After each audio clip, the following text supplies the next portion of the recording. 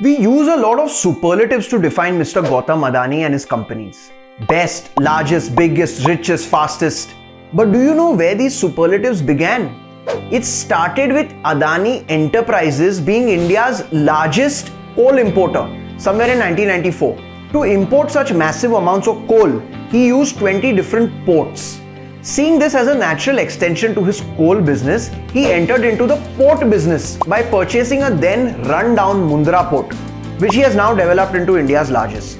Then he had a port and a piece of land attached to it. So why not begin generating thermal power, which happens to use coal as its main raw material, which he is the largest importer of. And so Adani Power was born, which has now been transformed into India's largest private thermal power company. Few years after getting into power generation, it was natural for him to get into transmission and distribution of that power. So Adani Transmission was born. Then came gas. The Gujarat government under the then Chief Minister Shri Narendra Modi was the first to begin distributing piped gas at a large scale in the state, around 15 years ago. In 2014, when the CM became the PM, he replicated his successful pipe gas policy on a national scale. You can guess who won most of the bids. And today, Adani Gas is India's largest gas distribution company. The government then decided to privatize 6 airports few years ago. Mr. Adani thought of this too as a natural extension to ports and lapped up all 6. With a total of 7 airports under management and 1 more under construction, the Adani Group is India's largest private airports player. Mr. Adani calls this the adjacency theory, where he builds or acquires businesses which are an extension of his existing business for better synergy. Now, the fact that most of them happen to be huge infrastructure projects of national importance is his personal preference. He now sees a tremendous opportunity in the cement space. With the massive amount of expenditure the government has planned for infrastructure to revive India's economy. So what does he do? Goes out and buys ACC and Ambuja Cements in a deal worth $10.5 billion and overnight becomes the second largest cement maker in the country. Of course, this was a well thought out decision. His reasoning was India has very low cement consumption, just 240 kgs per capita against the global average of 525 kgs and China's 1600 kgs. He's now looking at steel and aluminium as well, which could fit perfectly into his adjacency theory as all 3 are essential raw materials in construction. But wait a minute, let's put it all together. Here's a look at Mr. Adani's 7 listed group companies. Then there's his latest acquisition, ACC and Ambuja Cements. And finally, there's the forced acquisition of NDTV, which makes his a total of 10 companies listed on the stock exchange once that deal is completed. However, there's a controversy regarding that deal and the promoters of NDTV are trying to resist a takeover. That aside, the one observation from all this is that Mr. Adani made majority of his fortune in regulated sectors, where a good understanding of the administrative and political system is required. It's no wonder then Mr. Adani employs quite a few retired IAS officers at his companies. Most people point to his astronomical growth in fortunes coinciding with the rise of Narendra Modi, right from when he was Chief Minister of Gujarat to being Prime Minister of India. And Mr. Adani doesn't shy away from appreciating PM Modi on his policy initiatives and his vision for India. If you ask Mr. Adani's employees and those who know him personally, they say his tenacity, perseverance and never say die attitude are the reason for his meteoric rise to the top. Once convinced about a project, he sets near impossible deadlines and pushes his team to achieve that target well before that deadline. The ACC and Ambuja cement deal was executed in 30 days, which is a testament to his quick decision-making ability. They say reconsideration is never on the agenda under any circumstances. Even when he was under pressure from environmentalists and philanthropists for the coal mining project in Australia, Mr. Adani fought them off with conviction for a decade as he firmly believed that India needed that imported coal to generate power, at least temporarily, for at least its energy security until we can make the switch to green energy. But his success and the links it has to the Modi regime are undeniable.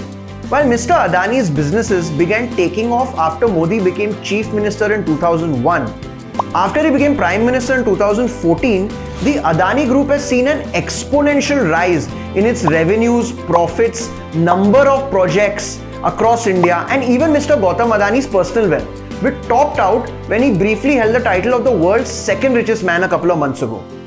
Even when it comes to giving, while the most generous Indian billionaires donated money towards education and healthcare, usually through their own foundation, Mr. Adani, who was 7th on that list and donated 190 crores this year, gave his money for disaster relief, almost as if to please the government.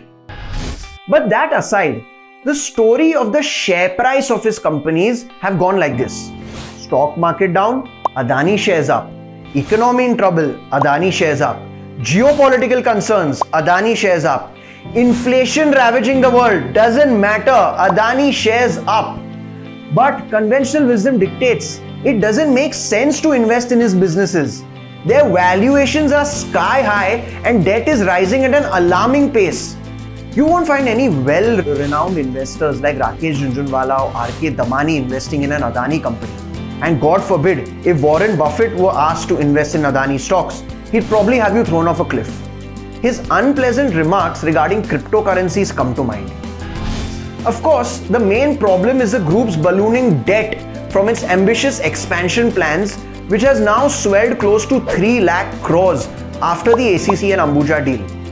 Reliance's cash cow is its petrochemical business, which it uses to fund its expansion of its retail and telecom verticals.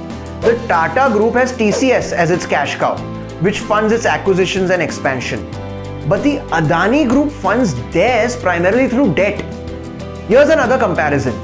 And this data, however, is a month old and figures have been rounded off for simplicity. Reliance, the Adani Group's closest competitor, has a revenue of 7,80,000 crores per year. And based on this, the market has valued it at 17,10,000 crores, which is its market capitalization. The Adani Group, on the other hand, with a revenue of just 2,24,000 crores per year, has a market cap of 20 lakh crores. The PE ratios, which take profitability into account, and with this one, the lower the better, shows Reliance with a PE ratio of 26.5 times and the Adani Group with a PE ratio of a mammoth 370 times. But to be fair, the group has managed to lower the cost of its debt significantly. Before, it used to take high-cost loans from banks, but now it has refinanced that debt with low-cost bonds. 6 years ago, about 86% of the group's loans were from banks, and today that number has dropped to 33%. So they've managed to save quite a bit. They're also selling stake in some of their mature businesses to raise money, which is prudent. But debt is not their only problem. Another question experts pose is whether the group has the management and operational bandwidth to run 22 different businesses. I mean, many of them are new businesses which the group doesn't have prior experience or expertise to run. Mr. Gautam Adani keeps his family close. His 2 sons, his 2 nephews, and his brother are all part of his core team and are given responsibility for running different businesses. A family business expert said, it's difficult to imagine the next generation being able to efficiently manage without bringing in non-family professionals to manage their business. And finally, here's the part where I answer the question, when to sell Adani stocks. Clearly, these stocks have defied gravity and have given investors stellar returns over the last few years. So, when should you sell and book your profit? Because ultimately, buying is only one part. To profit from the deal, you need to know when to exit. Sell your Adani stocks when the government changes. Now, before you begin with the conspiracy theories, I'm not suggesting Mr. Adani has become big because of the Modi government. And neither am I suggesting he won't do well when a new government is in power. What I'm telling you is how the stock market behaves. Mr. Adani will have to prove himself to the stock market, which has rewarded him with such high valuations. And he'll have to prove that he can maintain the same pace under any government for at least 1-2 years before the market rewards him again with the same valuations. I think a month or two prior to the results of the general elections in 2024, Adani Group shares will begin falling. And if the Modi government is toppled, shares will continue to fall until Mr. Adani proves himself again to the stock market.